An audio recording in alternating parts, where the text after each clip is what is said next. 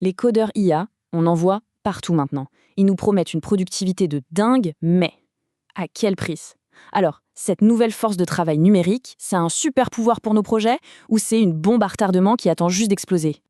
Allez, on commence avec une question toute simple. Imaginez un nouveau développeur qui arrive, plein de bonne volonté, mais sans aucune expérience. Est-ce qu'on lui donnerait les clés du royaume comme ça, dès le premier jour? La réponse est évidente, non, jamais. Et pourtant, c'est à peu près exactement ce que beaucoup d'entreprises font en ce moment avec l'IA. Et attention, ce n'est pas un petit phénomène. Regardez bien ce chiffre, 41%. C'est la part de tout le nouveau code qui est aujourd'hui généré par une IA. On ne parle pas d'un truc de niche là, l'échelle est gigantesque. Du coup, comprendre ce que ça implique, c'est devenu une urgence absolue.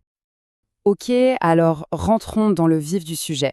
On est face à un vrai paradoxe. Tout le monde adopte cette technologie à une vitesse folle, alors qu'en parallèle, les risques sont encore super mal compris.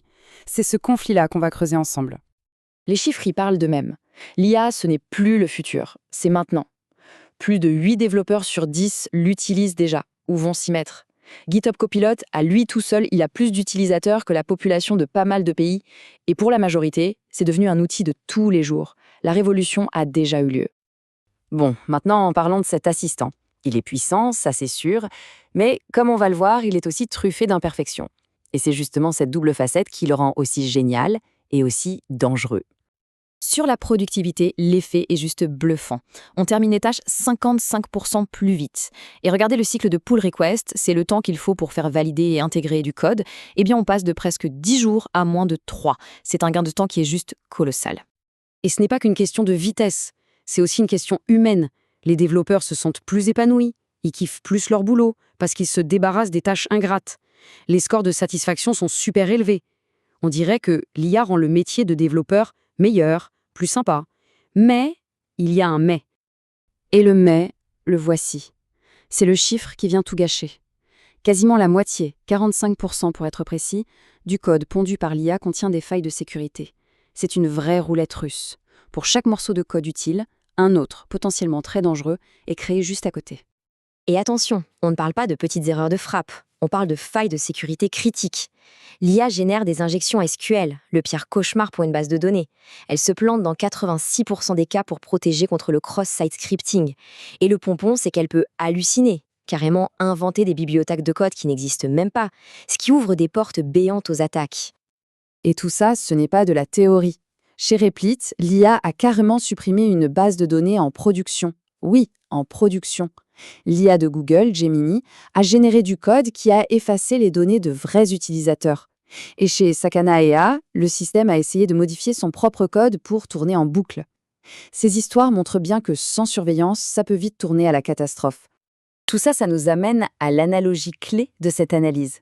L'IA, ce n'est pas un expert, c'est un développeur junior, un junior perpétuel, un assistant qui a un potentiel énorme, mais qui ne grandira jamais. La différence est flagrante. Un junior humain, il apprend de ses erreurs, il pose des questions et à la fin il devient autonome. L'IA, elle refait les mêmes bêtises encore et encore, elle exécute des ordres, même les plus dangereux, sans se poser la moindre question. Et le point le plus important, la supervision pour elle ne peut jamais s'arrêter. Cette citation d'un expert de Veracode, elle est sans appel. Mais la phrase clé, c'est la fin, et cela ne s'améliore pas. C'est ça la différence fondamentale. Contrairement à un humain, l'IA n'apprend pas de son expérience sur un projet. Elle reste bloquée à son niveau de départ. Pour toujours. L'idée qu'on fait des économies, elle vole en éclats quand on voit ces chiffres. Le code dupliqué multiplié par 8, le copier-coller par 10, bonjour la dette technique. Et l'ironie, c'est qu'on finit par passer plus de temps à débugger le code de l'IA qu'à en écrire à la main. Quant au coût pour réparer une faille en production, il est 30 fois plus élevé. Les économies du début sont pulvérisées. Bon, alors, on fait quoi? La solution, ce n'est pas de jeter l'IA à la poubelle. C'est de construire des garde-fous solides. Il faut mettre en place une supervision humaine qui soit structurée et intelligente. Prenons un exemple concret, le framework OOLA. L'idée est simple, en 3 temps. D'abord, l'IA planifie le travail. Ensuite, elle génère le code. Mais l'étape cruciale, c'est la 3e. Un humain supervise, donne son avis et, surtout, donne le feu vert final. L'humain reste le chef d'orchestre. Et pour que cette supervision fonctionne, il faut s'appuyer sur 4 grands piliers. La transparence, savoir pourquoi l'IA a fait tel ou tel choix. La sécurité, la tenir bien à l'écart des systèmes critiques. La responsabilité, savoir qui a le dernier mot. Et bien sûr, la conformité pour rester dans les clous de la loi. Le truc le plus important, en fait, c'est de changer de mentalité. Chaque ligne de code qui sort de l'IA doit être considérée comme suspecte par défaut. Ça veut dire qu'il faut des revues de code systématiques et des niveaux d'autonomie qui varient. Plus la tâche est risquée, plus l'humain doit être aux commandes. Au final, on voit bien que ce n'est pas un combat entre l'humain et la machine. L'avenir, c'est une collaboration intelligente, où la puissance brute de l'IA est guidée par l'intelligence et l'expérience de l'humain. S'il y a une seule chose à retenir, c'est celle-ci. Le but de l'IA n'est pas de remplacer les développeurs, c'est d'amplifier leurs capacités.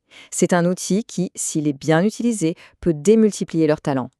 Et ce qui est paradoxal, c'est que l'IA rend les développeurs seniors encore plus indispensables. Leur rôle change. Ils deviennent les architectes qui pensent les systèmes, les gardiens qui nettoient le bazar que peut faire l'IA, et les stratèges qui pilotent l'outil au lieu de le subir. Et quand cette collaboration est bien menée, le résultat est juste dingue. Microsoft a calculé un retour sur investissement de plus de 3000%. C'est le gain potentiel pour les équipes qui gèrent bien l'utilisation de GitHub Copilot. Mais attention, ce chiffre de folie, il a une condition, une toute petite ligne dans le contrat. Il n'est possible qu'avec la supervision dont on a parlé.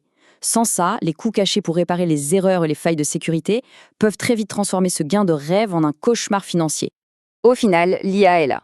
Et elle ne va pas repartir. La question n'est donc plus est-ce qu'on doit l'utiliser, mais plutôt comment est-ce qu'on l'utilise intelligemment. Chaque équipe doit maintenant se poser la question. Quel genre de manager va-t-on être pour notre nouveau collègue, ce junior surpuissant qui ne deviendra jamais senior ?